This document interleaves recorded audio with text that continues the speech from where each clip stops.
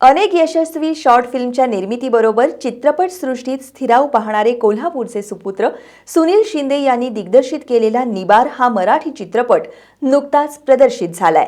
सध्याच्या शिक्षण व्यवस्थेवर परखड भाष्य करणारा हा चित्रपट मराठी रसिकांना भावतोय, असं दिग्दर्शक सुनील शिंदे यांनी एस न्यूजशी बोलताना सांगितलं. निबार या चित्रपटाच्या निमित्तानं एस न्यूजच्या प्रतिनिधी आरती कांबळे यांनी त्यांच्याशी केलेली ही बातचीत. शिक्षणापासून वंचित असणाऱ्या मुलांना शिक्षणाच्या प्रवाहात आणण्यासाठी निबार हा चित्रपट नुकताच प्रदर्शित झालाय.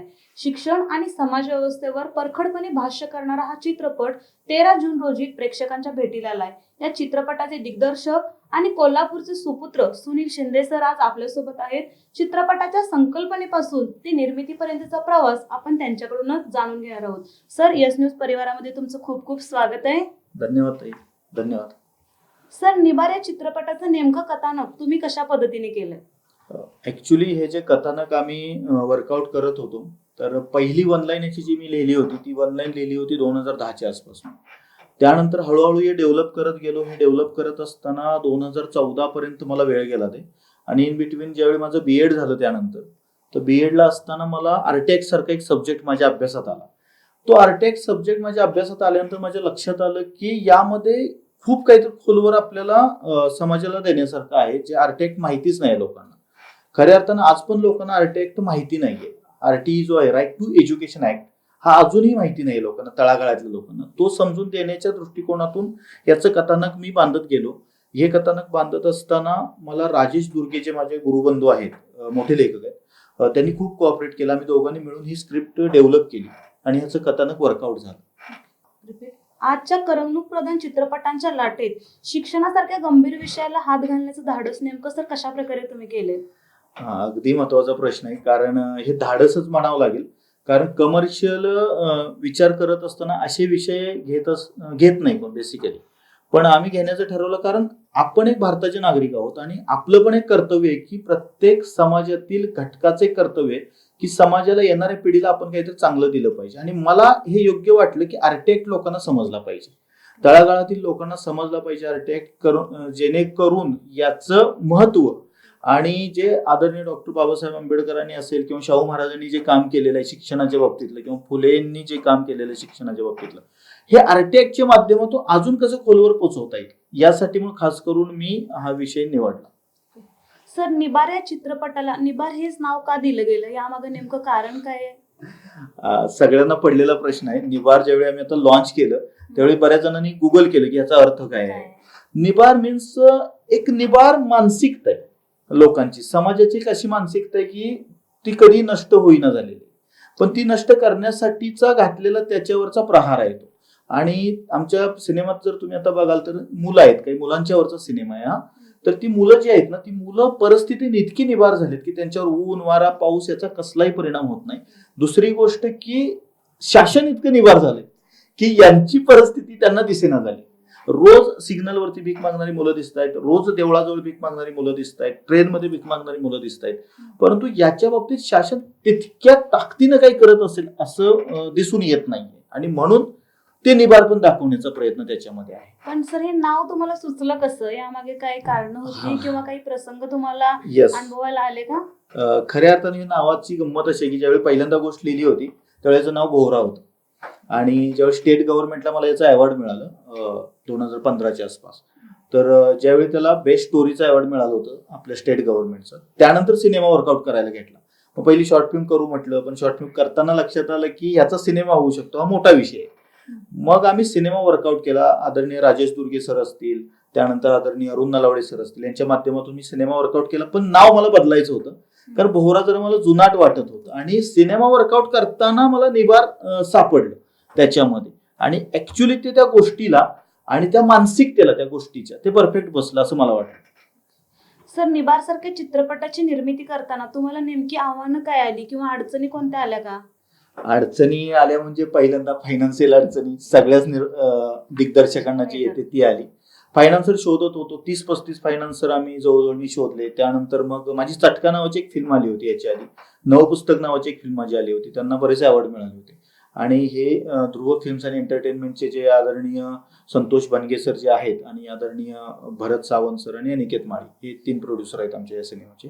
ह्यांना ती चटका आवडल्यानंतर ते म्हणले सुनील असाच काहीतरी एक चांगला विषय घेऊन आपण येऊया, आणि म्हणून मग ते पहिलं आव्हान माझं संपलं तिथं. त्यानंतर बनवण्याची आव्हानं खूप होती की प्रत्येक टप्प्यावरती मग त्या मुलांना तयार करणं असेल, त्या मुलांना ऑडिशन्स मधून घेतलं, त्यातला एकही मुलगा ऍक्टर नव्हता, एकाही मुलाला ऍक्टिंगचं देखील येत नव्हतं. त्यांना ऑडिशन्स मधून मी कलेक्ट केलं. उदाहरणार्थ बॉयज 3 ची जी हिरोईन आहे विदुला चौगले, तिला मी पहिला ब्रेक दिलाय.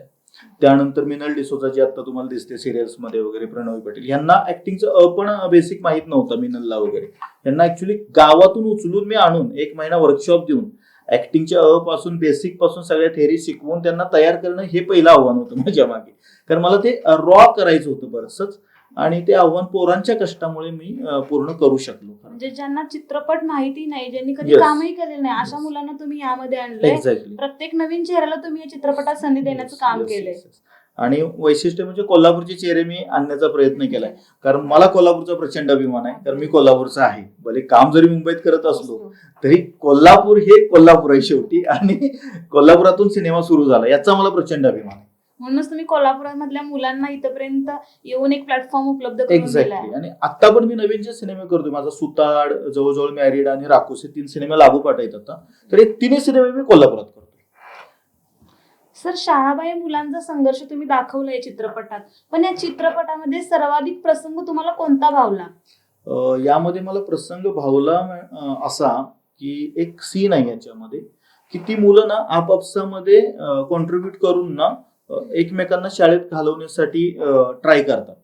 मग त्या 2 मुली आम्ही दाखवल्यात त्याच्यामध्ये. त्यातली एक मुलगी जी आहे ना ती स्वतः सोबत कॉम्प्रोमाइज करते, म्हणजे स्वतःच्या एज्युकेशनची जी हौस आहे, तिची इच्छा आहे, त्या इच्छेसोबत कॉम्प्रोमाइज करून आपल्या लहान भावाला ती सपोर्ट करते आणि पाठवते. तो मला जास्त छान वाटलं. आणि तिथे एक वाक्य आमच्या आदरणीय राजेश सरांनी टाकलेलं आहे की ती खूप छान पोहत असते ती मुलगी, आणि तिला सर विचारतात की तू का नाही येत शाळेत, तू भावाला का धाडतेस, तर ती म्हणते की चांगलं पोहणाऱ्यांना बुडणाऱ्याचा जीव वाचवायचा असतो मास्तर.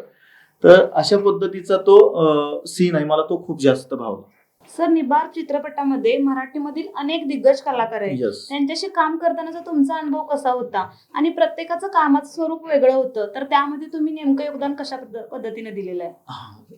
खूप महत्वाची बाब आहे, कारण ह्या लोकांशिवाय मी सिनेमा करू शकत नव्हतो.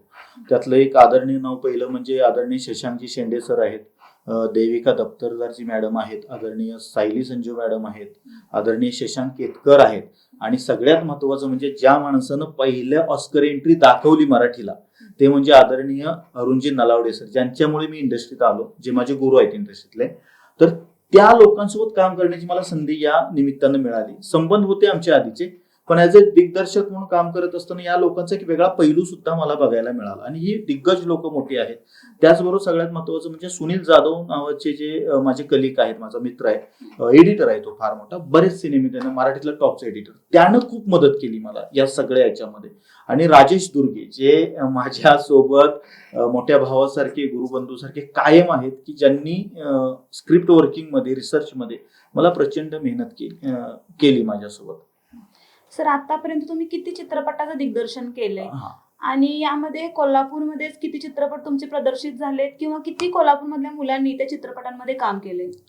ऍक्च्युली कोल्हापुरातच मी जास्त काम केलं याच्या आधी. बेसिकली मी याच्या आधी खूप असोसिएट लेवलवरती, असिस्टंट लेवलवरती खूप सारे सिनेमांना कामं केलेत. म्हणजे अगदी नटरंग असेल, त्यानंतर बरेच सिनेमे आहेत असे की ज्यांना असिस्टंटशिप मी केलेले आहे. त्याचबरोबर महेश सरांसोबत मी असिस्टंटशिप केलेले आहे. मी नरेंद्र पंडित सर जे आहे त्यांच्यासोबत खूप सिनेमांना असिस्टंटशिप केली. पण इंडिपेंडंट लेवलवरती ऍज अ दिग्दर्शक म्हणून हा माझा इंडिपेंडंट लेवलवरचा पहिला सिनेमा आहे. आणि याच्या आधी नवपुस्तक नावाची छोटी फिल्म केली होती ऍज अ डिरेक्टर. चटका नावाची as a director me film केली, त्यांना पण खूप अवॉर्ड भेटले होते. सर, निबार हा चित्रपट 13 जूनला प्रदर्शित झालाय, आणि तो आता सगळ्या घरांमध्ये किंवा गावांमध्ये पोहोचलेला आहे. तर या चित्रपटाला नेमका प्रतिसाद कसा मिळतोय? तुमच्या अपेक्षेप्रमाणे प्रतिसाद मिळतोय का ह्या चित्रपटाला? महाराष्ट्राच्या सर्व जनतेचं खरंच खूप मनापासून धन्यवाद व्यक्त करतो मी की मुंबईमध्ये कल्याण असेल, डोंबिवली असेल, अशा ठिकाणी हा सिनेमा हाऊसफुल गेलेला आहे. पुण्यामध्ये खूप चांगला प्रतिसाद आहे आणि माझ्या कोल्हापूरच्या रसिक मायबाप प्रेक्षकांनी सुद्धा खूप चांगला मला प्रतिसाद माझ्या सिनेमाला दिला. तर खूप या लोकांचे धन्यवाद आहेत.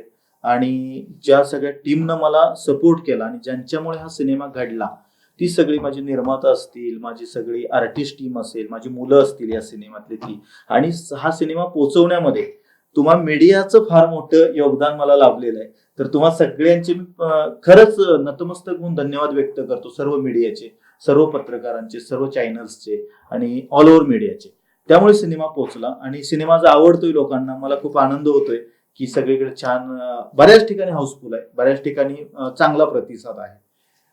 धन्यवाद सर. यस न्यूज परिवाराला तुम्ही भेट देऊन निबार या चित्रपटाची माहिती दिली त्याबद्दल मी यस न्यूज परिवाराकडून तुमचे आभार व्यक्त करते. खूप खूप धन्यवाद. तुम्ही मला माझ्या सिनेमाबद्दल बोलण्यासाठी इथं बोलवलं आणि यस न्यूज परिवाराला मनापासून खूप खूप थँक्यू. धन्यवाद.